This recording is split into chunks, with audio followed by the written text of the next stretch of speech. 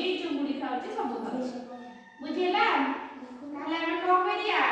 ଆଜି ବିଲେଇ ଗପ ଶୁଣିଆ ଶୁଣିଆ ତ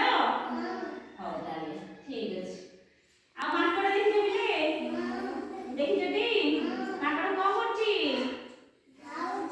ଗଛରୁ ଗଛ ଡେଇଁକି ସବୁ ଖାଇ ଦଉଛି ସମସ୍ତଙ୍କର ନୁହଁ ହଉ ଆଜି ଗୋଟେ ଗପ ଶୁଣିଆ ତାହେଲେ ରିସି ଗୋଟେ ମିନିଟ୍ ବନ୍ଦ କରିବ ହଉ ଶୁଣ ତାହେଲେ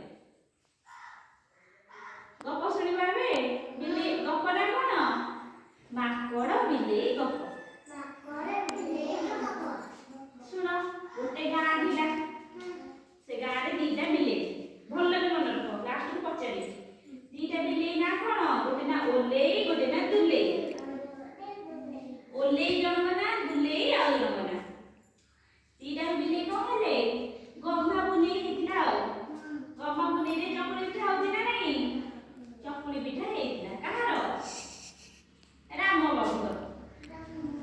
ଚକୁଳି ପିଠା କରିଥିଲେ ପିଠାଟା କଣ ହେଲା ସେଇଥିରୁ ଗୋଟେ ପିଠା ଚୋରେଇକି ଆଣିଲେ ହେରି ଓଲେଇର ଦୁଲେଇର ବୁଝିଲା ଓଲେଇର ଦୁଲେଇର କଣ କଲେ ଗୋଟେ ପିଠାଟେ ଚୋରେଇକି ଆଣିଲେ ହେରି ସିଏ ଯୋଉ ପିଠା ଚୋରେଇକି ଆଣିଲେ ହେରି ତାକୁ ଦେଖିକି ତାକୁ ଧରିକି ଧାଇଁଛନ୍ତି କୁଆଡ଼େ ପଡ଼ିଆରେ ବାରିପଟେ ଯୋଉ ପଡ଼ିଆ ପଡ଼ିଛି କାହାର ବିଲୁ ନାହରେ ଯୋଉ ପଡ଼ିଆ ପଡ଼ିଛି ନୁହଁ ଜାଣିପାରୁଛଟି ବେଶୀ ଶୁଭୁଛି ହଉ ପଚାରିବି ଲାଷ୍ଟକୁ ପଡ଼ିଆଠି ଯାଇକି କଣ କଲେ ମାଡ଼ଗୋଳି ହେଲେ ଇଏ କହିଲା ମୁଁ ମାନେ ଗୋଟେ ପିଠାକୁ ଦି ଭାଗ ହବ ନା ଚକୁଳି ପିଠାଟାକୁ ଇଏ କହିଲା ତୁ ଅଧିକ ନେଇଯିବୁ ଇଏ କହିଲା ତୁ ଅଧିକ ନେଇଯିବୁ ମାଡ଼ଗୋଳି ହେଲେ ଖାଇକି ଭାଗ ବାଣ୍ଟି ପାଇଲେନି କିଏ ଓଲେଇର ଦୁଲେଇର ଏ କଥା ଶୁଣୁଥିଲା କିଏ ମାଙ୍କଡ଼ ମାଙ୍କଡ଼ ତ ବହୁତ ଚାଲାକ ମାଙ୍କଡ଼ ଗଛ ଉପରେ ବସି ସବୁ ଶୁଣୁଛି ମାଙ୍କଡ଼ କହିଲା ହଉ ତମେ ତଳକୁ ଆଇଲା ଆସି କହିଲା ଓଲେଇ ଦୁଲେଇ ତମେ ମାଡ଼ଗୋଳି ହଅନି ମୁଁ କଣ କରିବି ତମ ଯୋଉ ପିଠା ଅଛି ସେ ପିଠାଟାକୁ ଦି ଭାଗ କରିଦେବି ସମାନ ତୋର ଅଧା ତୋର ଅଧା ଆଉ ମାଡ଼ଗୋଳି କର ହେଲା ଏମାନେ ତାହେଲେ ରାଜି ହେଲେ ଠିକ ଅଛି ଆଉ ଅଧା ଅଧା କରିଦେବା